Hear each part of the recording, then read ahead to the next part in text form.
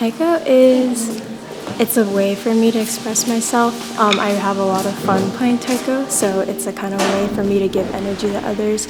I think that I get really happy when I watch Taiko, so giving that same happiness and energy to the audience. I like the energy and the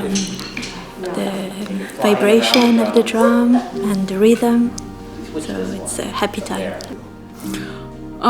Joy. Pure joy with a group of people who enjoy Taiko together. I really only saw Taiko performances at Obon because I was there and I was like, oh, that's cool, I want to do that. It makes an impression. Yeah. It's such like a powerful like energy, like even at the Matsuri, like it's so loud and it's so strong and it really embodies like who we are as Japanese people, so I feel like it's super important. You're kind of like a choir, you know, everyone is singing together, everyone's playing together. You're depending on the group to keep tempo with you, to, you know, raise up when you're raising up, to go down when you're going down. So it's kind of like a give and take. Maybe first would have just been an outlet, right? Whether creative outlet, stress outlet, physical workout, endurance. With this most recent group, it's maybe more of a concept of community.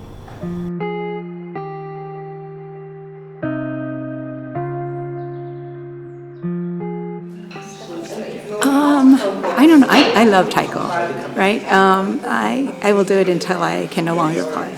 I've always, like as a child, I saw Taiko at Obon, and it was always like one old guy playing while we were dancing around, and it's like, how come it's always him? How come we can't ever play?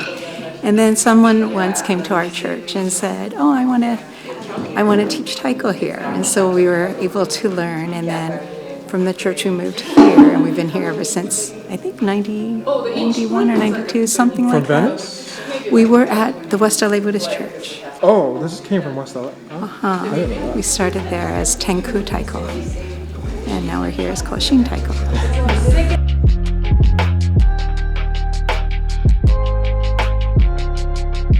Yeah, well, it's interesting because Kumi Daiko, which is like the group performing, is actually a newer art. I think it's like something now like 70 years old. It's not, you know, hundreds of years old like you might think, but it's recent, and when it came to America, it was very close to the time it kind of came to fruition in Japan as well. It's also a different form than what long time used to be. So the long time used to be was there's a solo guy, right? And now, because of Daihachi Okuchi, he made Kumi Daiko, where we play as a group, and it's become something different. So you could choreograph, you can orchestrate. It's almost like an orchestra because we have the big one, the little ones, the medium ones, and you have different sounds, and then you can move.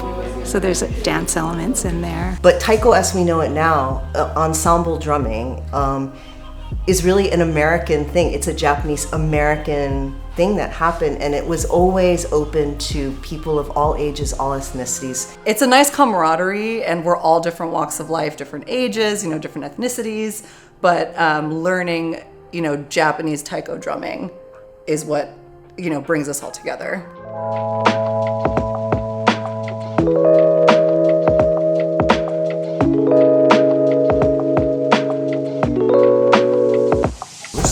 Anonymous. I was telling somebody that with AV, the only time they notice you when something goes wrong. Yeah, exactly. So it's like we're supposed to be stealth. Yeah, no, absolutely. Well, you know what's amazing? You don't see all the behind the scenes stuff that goes on with the groups that are performing. It's kind of a nerve-wracking time for most of my students, and I'm sure other students out there. So much work in making sure that this comes off and that the club looks good, and people will want to actually bring their kids or new people and join the club, right?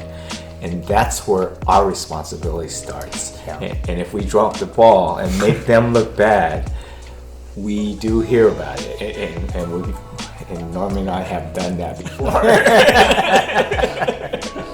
We get to see how much work Koshin Taiko puts in to each performance. And so to be able to witness that and to be able to, in a small way, help enhance some of the things they do, it's a privilege. They represent the community center when they go out and perform in LA. And so when they're here and they get to play at home at the community center, it's cool for us to see. It's kind of a sense of pride that that's like our Taiko group. Yeah. You can enjoy that and take pride that they're part of our center. Yeah. And they're part of me up there. And I like it. And that's what I think Taiko really brings to us, right? We kind of take them in proudly as they're ours. They're our people. So when they're just about ready to go on, we're looking at them. Are you ready yet? And they say, just a second. They get together and they get in this big circle, right? And they do. I don't know what they do. They basically Koshin Taiko, whatever. But you feel that. They're a team out there. The energy's there. The energy's there. Absolutely. And they pump each other up. And then we open the curtains. it's not about themselves. It's really a team effort. And before long, that teamwork expands beyond just the Taiko group themselves. I think people just feel the energy. Brady, what's it like when you watch Taiko? It's loud. And it draws in people, like Kelvin was saying. During festival, you know, out in the parking lot, there's all these people, and when Taiko starts to play, you can hear it from the back of the parking lot from any part of the community center, and people just come in and watch, and it fills up the gym. But on the stage, you can feel it. Yeah. I mean, you just, your whole body vibrates. Having grown up experiencing it as an audience member and feeling the like excitement of the like vibration in your body and like people like run in to see, now getting to be on the other side of that, it is like super satisfying to be the people making like people's bodies like shake.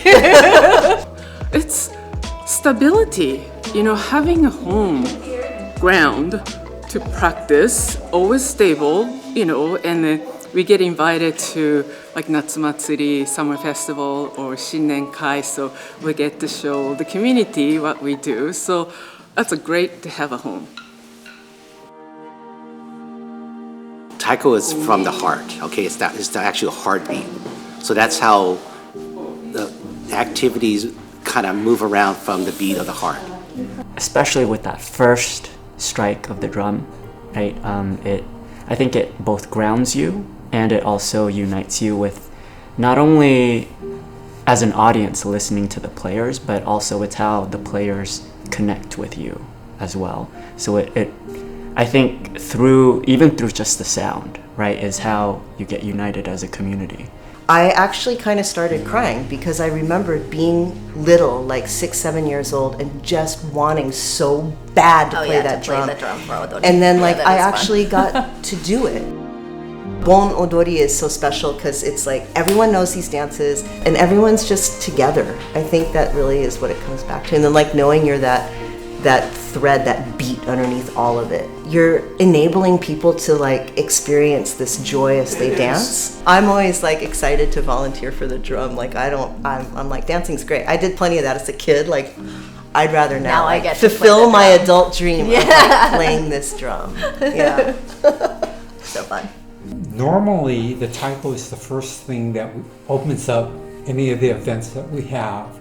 And it's so special to have them come out. Koshin Taikos is the celebration of whatever we're doing. And that opens it up, and you see the excitement. It just brings out all that energy. That's why we need them to come out. We at the VJCC really enjoy what you do, and thank you for being part of our center. But also that feeling of associating this place with joy. And that joy, and spreading that joy by beating your drums like crazy. Koshin Taiko, thank you.